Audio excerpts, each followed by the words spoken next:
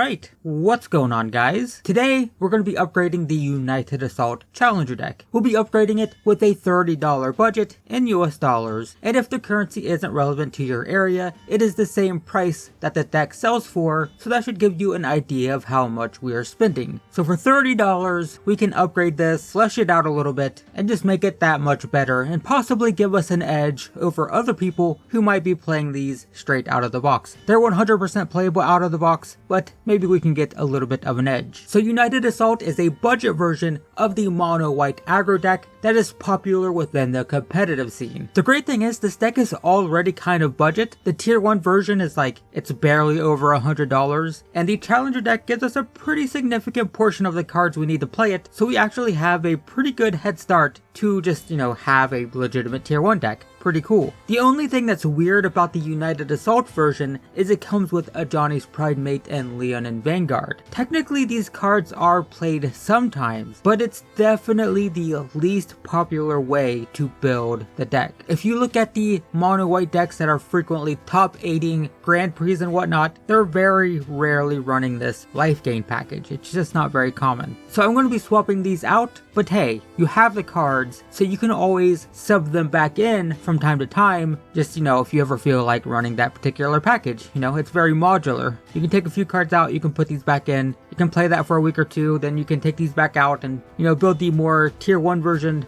Hey, it's up to you. Feel free to experiment, but I'll be pushing the deck more towards the top tier version of the deck. So let's get started. First off, we're going to take out 2 Pride of the Conquerors and replace them with 2 Unbreakable Formation. So the Pride gives all of our creatures +2/+2 if we have the City's Blessing, which isn't a guarantee, but the Unbreakable Formation gives permanent +1/+1 counters that are going to stick around for multiple turns, plus it gives all of our creatures Indestructible and Vigilance. So you have no reason not to throw your entire board at your opponent the turn you play Unbreakable Formation. They won't die in combat because they're indestructible, and they'll be untapped to block with. So yeah, just swing them all at your opponent, no reason not to. It can also be used in response to a board sweeper like Cleansing Aura or a Fiery Cannonade to give all of your creatures indestructible, so that's pretty nice too. Next, we'll take out the 3rd Pride of the Conquerors for a History of Benalia. This card is just too good. It puts out 2 2/2s with Vigilance, plus on the 3rd turn it gives all of your knights +2/+1. So those 2/2s will become 4 3s with Vigilance for a turn. Plus there are a couple of knights already in the deck, such as Benalis Marshal and Dauntless Bodyguard. So History can just straight up win a game as soon as you hit that final ability sometimes. Kind of great. Next, we're going to get to this Lifegain package. We're going to remove 2 Leon and Vanguards for 2 more Legion's Landings. Legion's Landing is fantastic.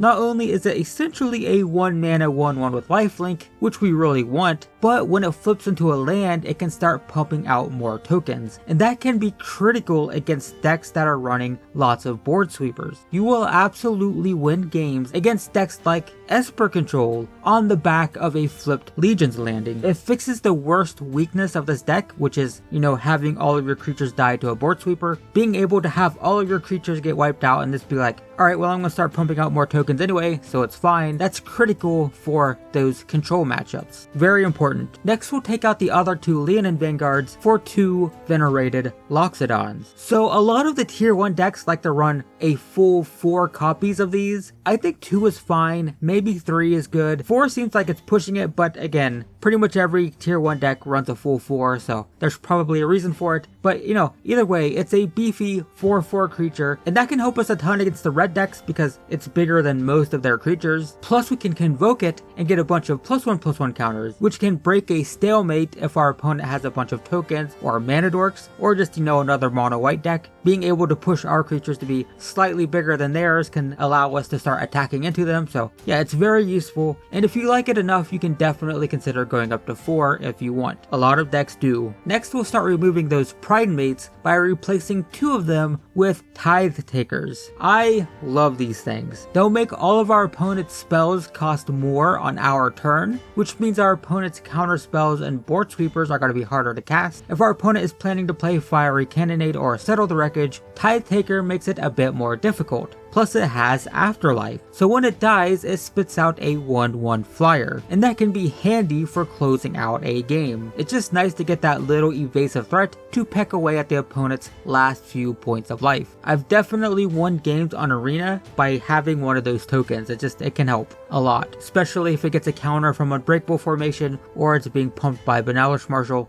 so on and so forth. Pretty useful. We'll take the other 2 Pridemates out for 2 Snubhorn Sentry. This is something that's being played a lot in the white aggro decks because it's really good against other aggro decks. It blocks Viashino Pyromancer, it doesn't die to Goblin Chainwhirler, and once you have the City's Blessing, it's a 3/3, which isn't bad, especially if it's being pumped to like a 4/4 with the help of a Banalish Marshal or an Unbreakable formation. So yeah, it's a very beefy creature that in the early game can stave off the more aggressive decks, but then pummel through them in the late game. I'm not actually playing Snubhorn personally in my own version of the deck, but I must say I lose a lot to the mono red deck, so maybe I should consider it. Yeah, it's probably a good idea. So yeah, Snubhorn is great, definitely worth giving a try. And it's not very expensive. If you don't like these, if you don't like trying to get to the City's Blessing, then these can definitely be replaced with things like Hunted Witness. Hunted Witness is fine. Some people play Rustwing Falcon in this slot just for the evasion. Those are fine too. Anyway, lastly, we're going to take out a single Plains for a 3rd Snubhorn Sentry. It brings us up to 3 Snubhorns, which is fine, and it brings us down to 20 lands, which is also about where we want to be. This deck really wants 3 lands to play for Legion's Landing and Banalish Marshal, but we can totally win games with just 2 lands. So I think 20 is the perfect amount. However, if you're more comfortable playing 21 lands, then you can take out the Hunted Witness or just the Snubhorn for your 21st land if you do find yourself not drawing enough. I would play 20 personally, but 21 might be fine too. So yeah, if you're getting mana screwed a lot, that's fine. Next, moving on to the sideboard, I have one change I want to make there. I want to take out 2 Make a Stand for 2 Demystify. Make a Stand is irrelevant now because it does the same thing as Unbreakable formation, which we now have in the main board. The idea is you play Make a Stand in response to a board sweeper to give all of your stuff indestructible, or you play on your turn so all your creatures are indestructible so you can attack with them. Unbreakable formation does the same thing and it does it better. So yeah, we don't need Make a Stand in the sideboard anymore. So now that we've freed up that slot, we can bring in Demystify for decks running things like Wilderness Reclamation, Experimental Frenzy, Conclave Tribunal,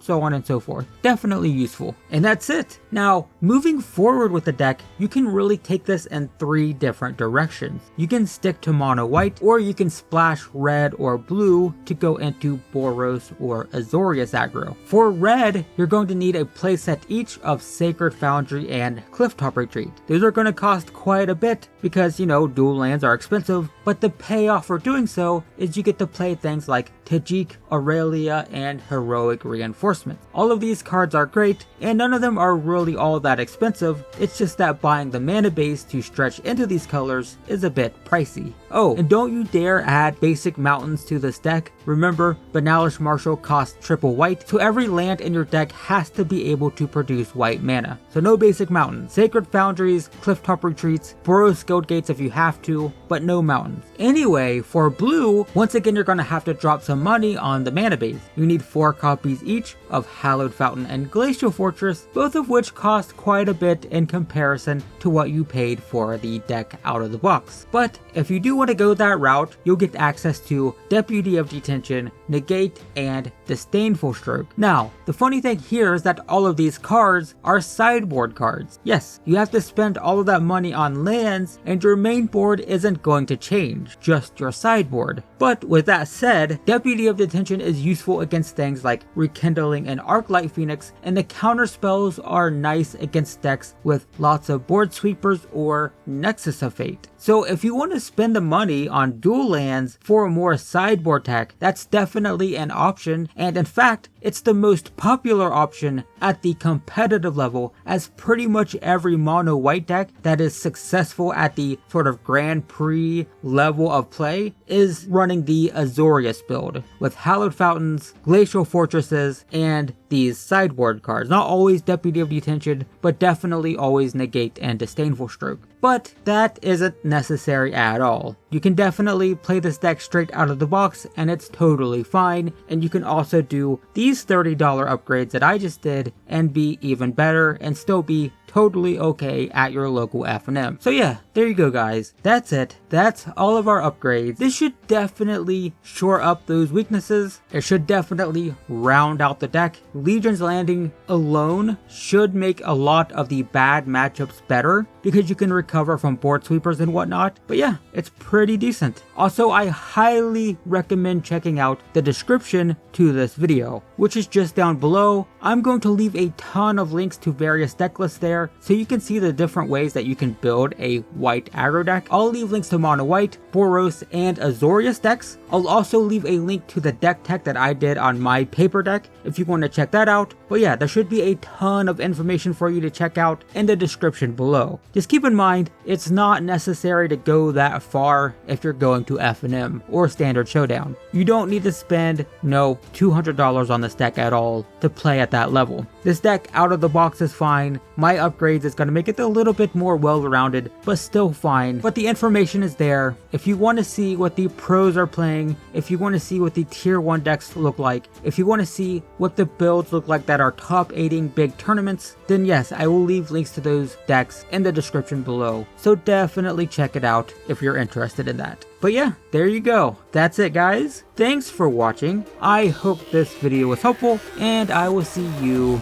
in the next one.